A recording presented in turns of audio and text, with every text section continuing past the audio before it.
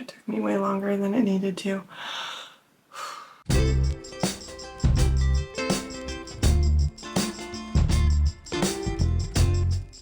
Hi friends, welcome back. I'm MC, a knit and crochet designer and yarn dyer from Connecticut, and you can find me on Instagram and Ravelry as Blame the Knots, on my website, blametheknots.com, and of course, right here on YouTube where you can get to know me a little bit better. Today, we are here with episode 52 of the podcast. It is Wednesday, July 2nd, and I cannot believe it's July. It is absolutely wild that we are already halfway through 2025. Today we have not much to talk about, but a couple of interesting new things that we've never talked about. And I think we're going to be pretty quick today. I'm battling a little bit of a migraine hangover, but now that I say that, I'll probably end up yammering on and on. Let's talk really quickly about what I'm wearing. This is the happy hour top, and it has a really cute tie detail in the back that has a big open back with a tie detail, and there are two options, either this sleeveless version or a long sleeve version. This pattern released last year, and there's been a little resurgence of people showing some interest in this pattern, so I figured I would wear it today and share it with you. This I made in my colorway After These Messages on my For Sure fingering base. This is a retired colorway, but there is a decent amount of it in ready to ship stock that I have ready for you. At least a sweater quantity of both fingering weight and DK weight, depending on what size you're making, maybe two sweaters quantities that I have. So yeah, there's plenty of yarn if you love this. I love this top so much. I just realized I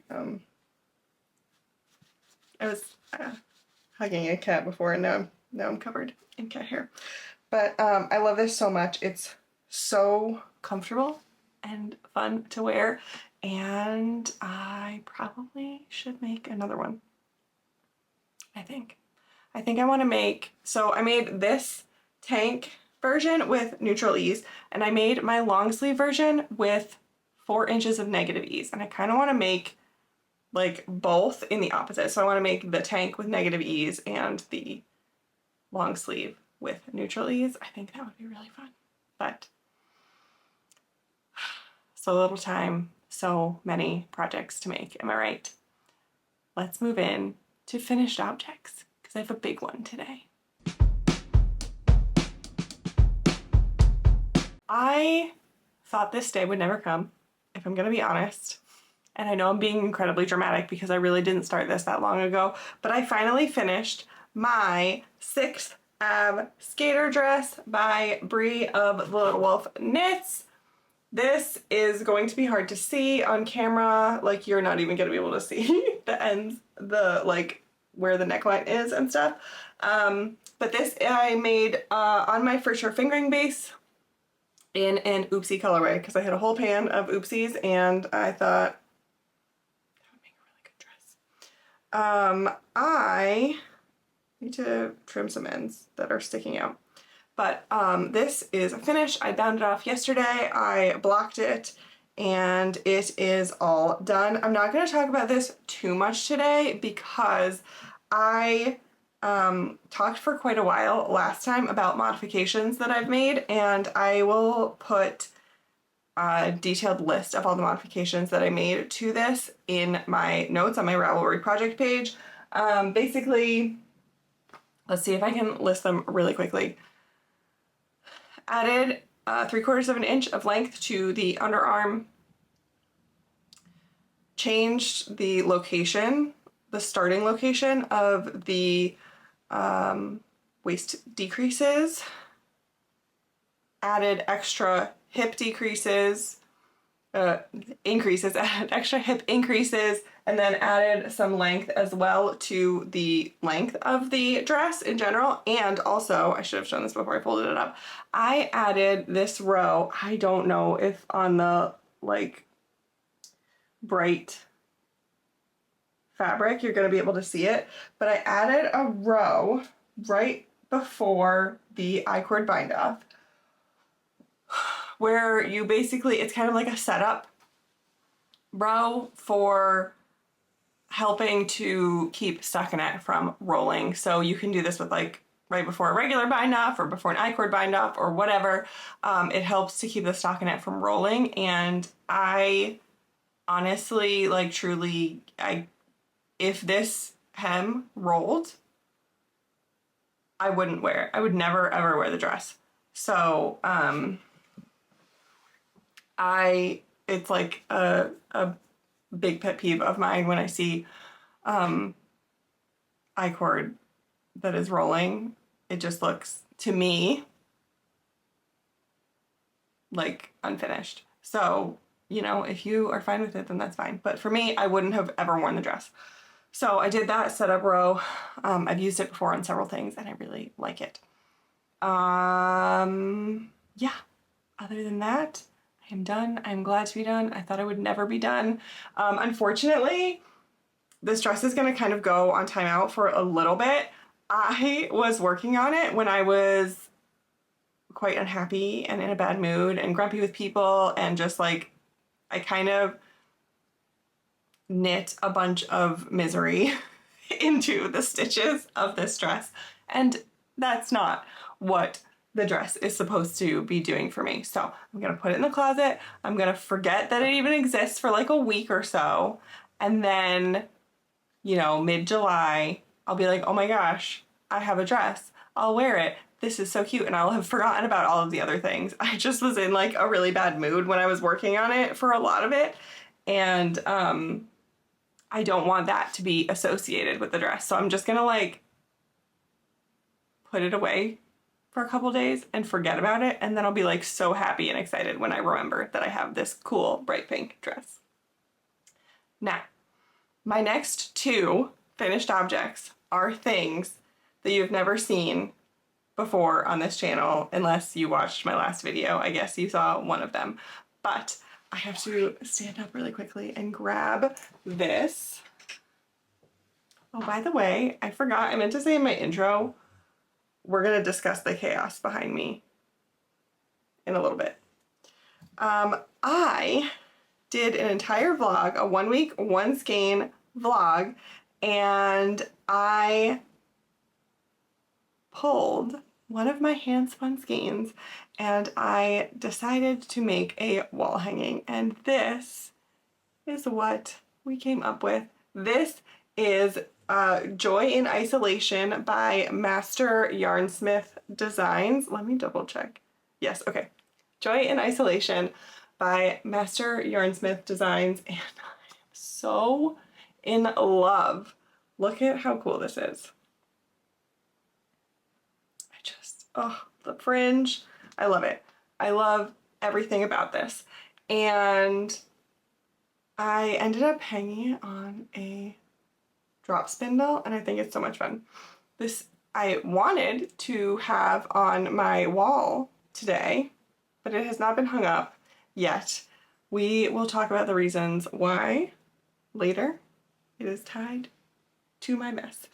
So this I made with a skein of my own hand spun yarn, which was in the colorway Carnelian that I got from Bricolage Studios. It was a 2-ounce bat of several different, it was like a mix of several different types of fibers. I don't even, it was like 6 different fibers all mixed together. So I am so proud of this. I did a whole vlog on it. Like I said, you can go watch that and watch my joy. Like, truly, the name of this pattern is Joy in Isolation, and I was not in isolation while I was making it, but like there was so much joy in this.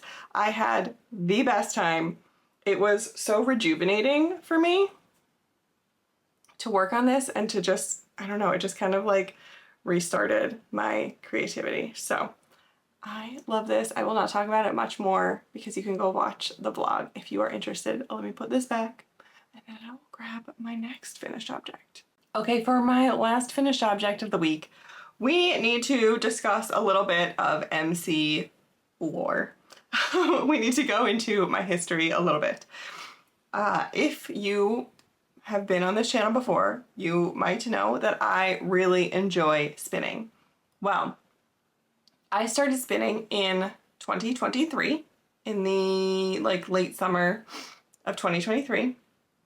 And what had actually happened was I went to a yarn store in 2022, the summer of 2022, and I saw a drop spindle and some fiber, and I thought, I really want to do that. And then for some reason, I decided not to do it. I decided it's not like it wasn't even that expensive. Of course, yes, it would have been an investment, but it wasn't that expensive, but I decided not to spend the money on it. And instead I came home and I spent an entire year watching people spinning online. And then a little over a year after that experience, I went to a yarn store, the same one, and I saw the same drop spindles and fiber, and I said, I'm not doing this anymore to myself. I'm not waiting anymore. I am getting a drop spindle, and if I hate it, I hate it, but I've been thinking about this for over a year. It is happening, and I immediately fell in love. Immediately fell in love. And so I constantly think about what would have happened if I had started spinning when I wanted to start spinning, and if I hadn't waited all of that time. I love my spinning journey. It has been so much fun. I have no complaints. But you know, what if I could have had a full year more of enjoyment with my spinning? So that is a very long way to say that I started punch needling.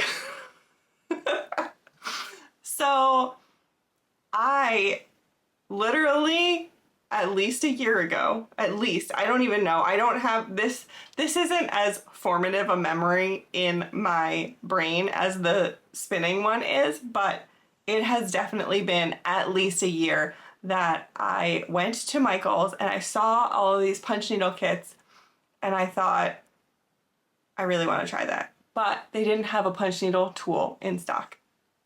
What did I end up doing on that day? I grabbed one of those diamond painting kits and I hated it about 3 minutes in. I thought it was the most boring thing I've ever done. No offense if you do diamond painting. But I was clearly in the mood to try something new, to play with something new. And I really wanted to try punch needling, but they didn't have the punch needle tools in stock. Could I have gotten one online?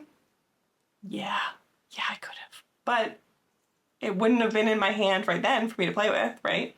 So this just became kind of like a hill that I was going to die on. I never wanted to purchase one online, and every time I went into Michael's, I looked for the punch needle tool for a year. I don't go to Michael's that often, but you know, it was a solid 10, 12 times that I have looked in Michael's for this punch needle tool, and they have never had them until the other day. We went, we popped into Michael's. We were having a day of just putzing around and going to stores and just, I don't know, doing whatever made us happy. And we decided to go to Michael's, and we walked in and they had the tools. And I immediately grabbed one and I said, I'm not letting this happen again. I'm not doing it. I'm not walking away from this because I have been wanting to do it. I've been trying to do this for a year. This is coming home with me, and I don't care if I hate it. That's fine. I'm not going through this again. So I grabbed a punch needle and I grabbed a kit, a tiny one, and I did this that afternoon when I got home. I'm not going to put it super close. Let me get my face out of the way. It is not great. Also, I think I did it upside down according to the pattern, but whatever. So the thing is that this one that I got was using embroidery floss and a very small punch needle tool. And I kind of wish that to start with I had gotten a one that used like worsted weight yarn or like regular yarn or something. By the time when I was like learning what I was doing, figuring things out, I was basically like shredding the material. So there are spots in here where you can see white parts peeking out, like white threads, and it's because I literally ripped a hole in the fabric. There's like no fixing it. So it looks fine from back here. You're like, oh my gosh, cute little punch needle. But up close it is disastrous. But you know what? I had so much fun. I had so much fun and I really want to do it again. Will this become a new obsession? Probably not. I didn't have as much fun as, you know, like that first time spinning. It's not a new passion of mine, but I had a lot of fun and I really want to do it again and I really want to try it with better tools. You know, this was like a $7 kit, you know, so I want to try it with better tools, better materials. Yeah, I had so much fun. I need to still cut off the back and maybe I'll put some felt or something over here to keep things nice and secure, but it will definitely be displayed somewhere. I just had so much fun. If you are a punch needler, let me know. Give me all the tips and tricks and tools and stuff. I know nothing other than buying the kit that I got at Michael's. So, I had so much fun. What new craft should I try next? Because clearly I'm on a roll. I only have one real work in progress to show you this week because it's the only thing I've touched. I really worked so hard on my dress and then cast this on and have only been working on this. I haven't touched any of my other whips. And this is the Netty sweater. Oh boy, that looks like a big old blob, but look when you get up close at all the different, there we go. The lighting is so much better to show you all the different color variation that is in there. So this I am making with some hand spun. This was a one-of-a-kind, or it was 2 braids that were one-of-a-kind from Wee Chickadee Wool Co. It is Jacob fiber that I spun myself, and I'm now turning into the Netty sweater. I have already made one of these, and I just decided I wanted to make one in hand spun. I wanted to double check my numbers and stuff because when I made the first one, I was like having so much fun and I made the whole thing and wrote the pattern after, which is not my usual pattern writing style. So when I just wanted to like double check that I did everything properly numbers wise by making a second sample. And we're cruising. I ran out of yarn for my first skein. All tangled. Down here on the body, I ran out of yarn. So I decided I wanted to jump into the sleeves and neckband next because I don't think I'm going to have any problems with the amount of yarn that I have. I just wanted to be sure, get the sleeves and neck done, and then I can just make the body as long as I possibly can, or, you know, stop before then if I don't need to use all my yarn. So I'm actually, this is a short sleeve sweater, so or actually like, it's not like short sleeve, it's like to the elbow length, so maybe like half sleeve. So I'm actually almost done with sleeve 1, or at least like the stockinette part before I get into some ribbing, and then onto sleeve 2. I have a little marker on here, a progress keeper that my friend Mac gave me. This, I actually don't know where it came from, but it's a cute little pretzel. And it is just marking the start of my ribbing for me so that I can count my rows. I don't think I have anything else to say on that. The Netty vest, which I have shown as a finished object here before and worn on the podcast, and the Netty sweater. Sorry. I believe by the time you see this video, by the time this video is live, there should be a testing call out for both of those. I'm trying to get it going this week so that I can prep for a September release for these, hopefully early September, but we'll see. So yeah, those are super exciting plans, and that is all I've been working on knit and crochet wise. The only other thing I have that I've been working on is on my wheel, and I will maybe grab some video of that and show you a close-up because I don't like to disrupt my spinning projects when I'm in the middle of them. So I am spinning some, oh, that's a great question. What is it? I think it's Merino Romney Corriedale fiber from Ohana Fiber Mill on the Big Island of Hawaii. And I am just past halfway through spinning it. It is a bare, like white cream colored fiber, so it's not that exciting to look at. I will, like I said, I'll insert some video over here because I don't want to disturb it. But I have decided to spin it on my Shacked Sidekick. I really have been itching to get back to that. I haven't done it, I haven't used it since last fall, I think, because I had a fall and I couldn't sit and use it for a really long time. So I finally got back into it. I've been enjoying it. It took me a little bit to get going, but I'm enjoying it. And then I am trying something new. I'm putting all of the fiber onto a single bobbin, and my friend Mac and I are going to be chain ply pals, and we're gonna chain ply it together. We both have some projects. We're gonna chain ply together one day. So that's the plan for that. I'm hoping to have it done by the next time I see you. I don't see why I wouldn't. And that's all we have.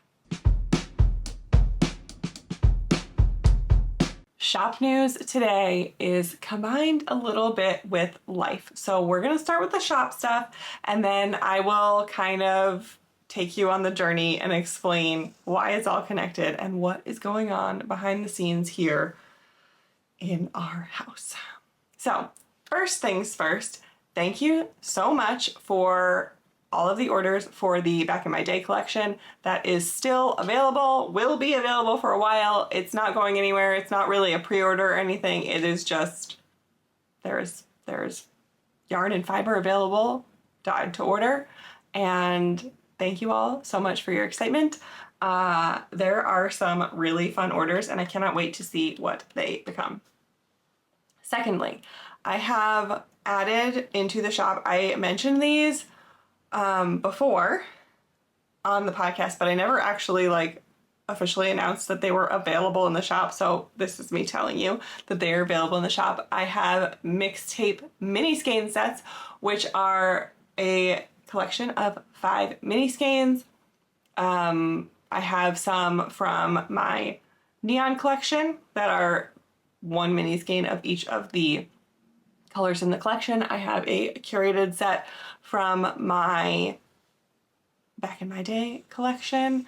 And then moving forward, there might be more. So those are available for you on the website as ready to ship options. So if you want those, they can jump right into the mail to you. And then also I have added a listing for what I am calling sound bites, which is basically your way to add a little extra bit to your order or to curate your own mixtape mini skein set. So sound bites are basically mini skeins. You can order 1, you can order 2, you can order 5 to make yourself basically a full skein worth of yarn. They're all available on my For Sure fingering base, and all of my current tonals are available for you to choose from. So you can just go in, and add 1, 2, 3, 4, 5, 10, whatever you want to your order so that you can have a contrast heel, toes, and cuffs on a sock, or color work, or make a stripey project, or whatever you like. So those are all available for you now.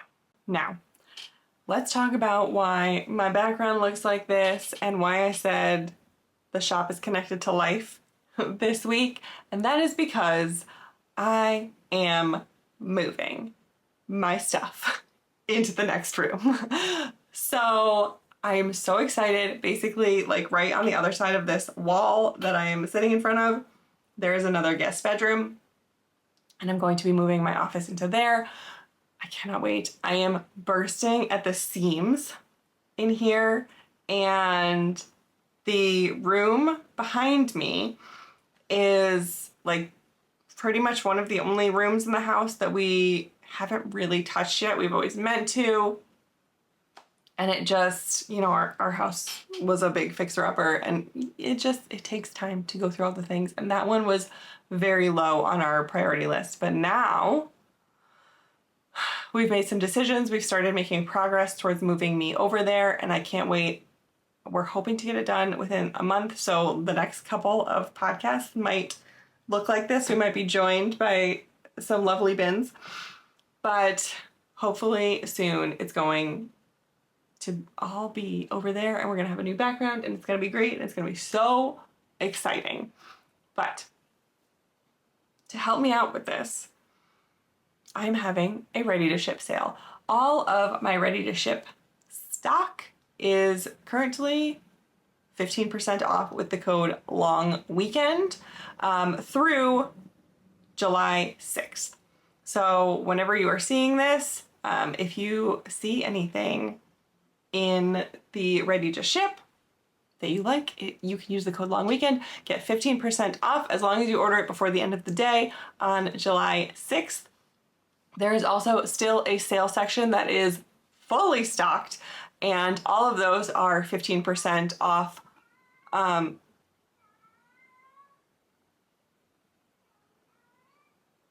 think Karu wants to come in.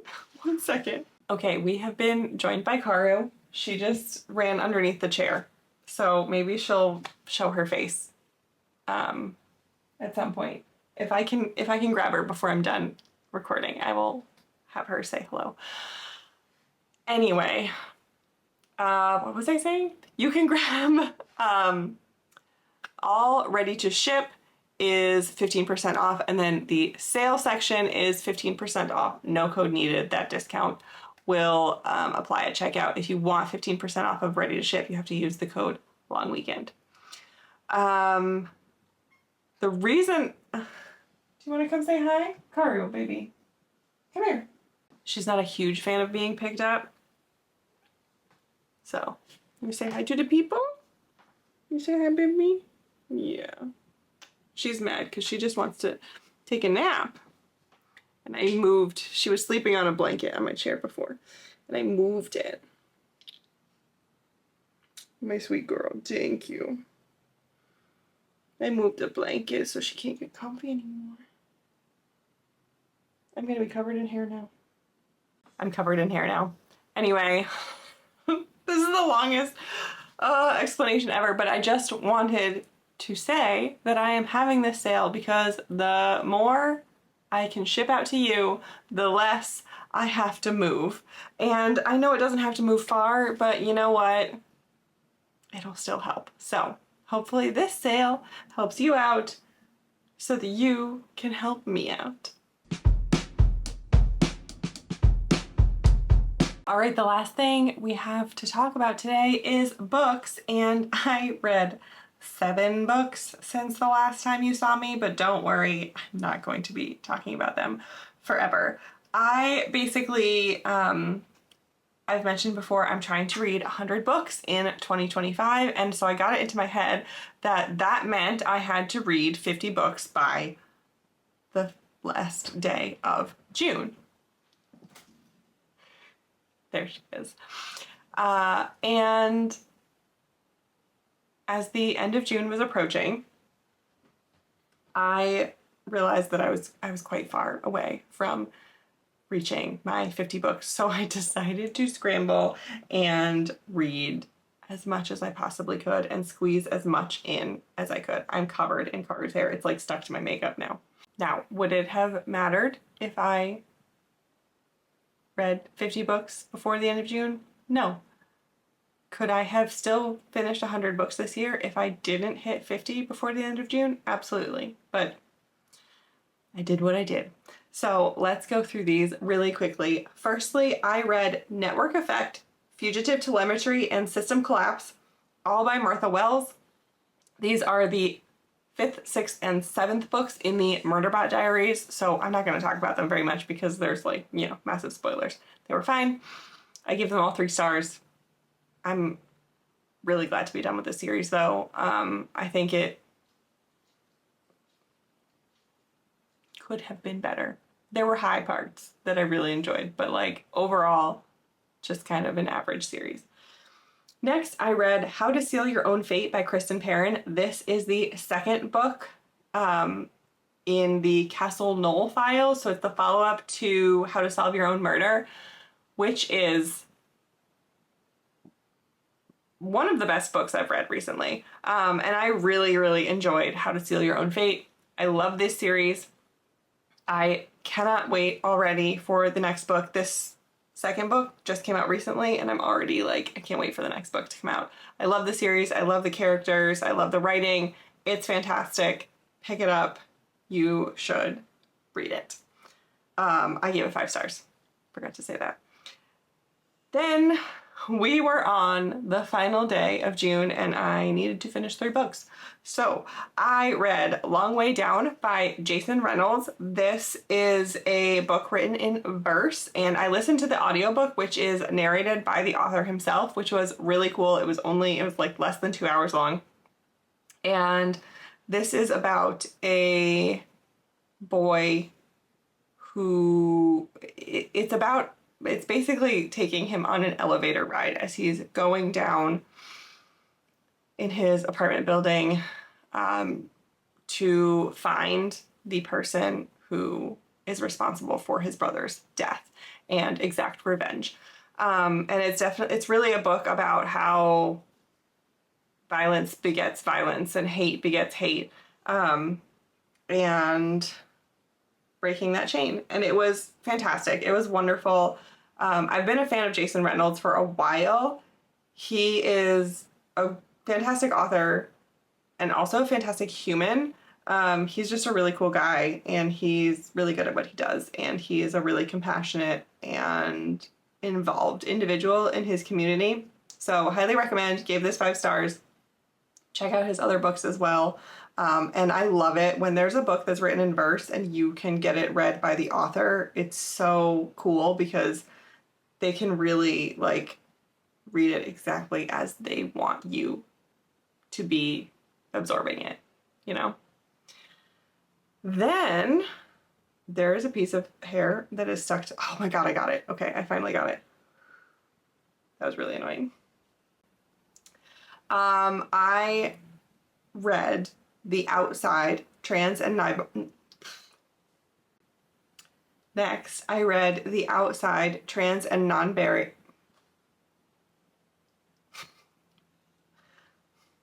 Next, I read The Outside, Trans and Non-Binary Comics, edited by The Cow, I believe.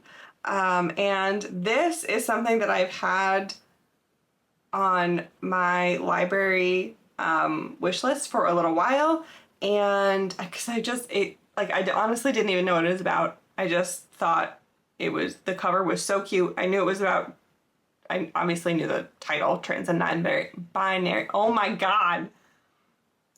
I just want you to know I've tried to say non-binary like 17 times today and I've messed it up every time.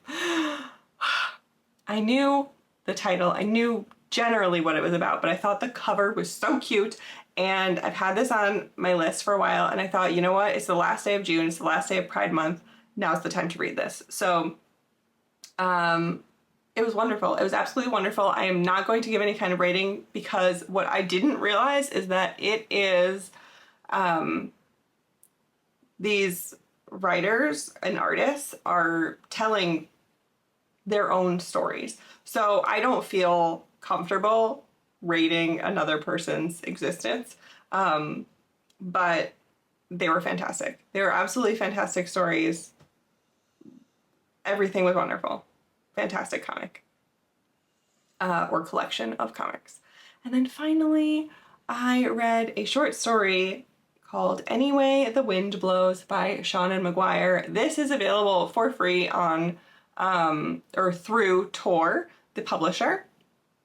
And it is a short story about when it was kind of an ode to the Flatiron Building, which is where the Tor offices used to be located.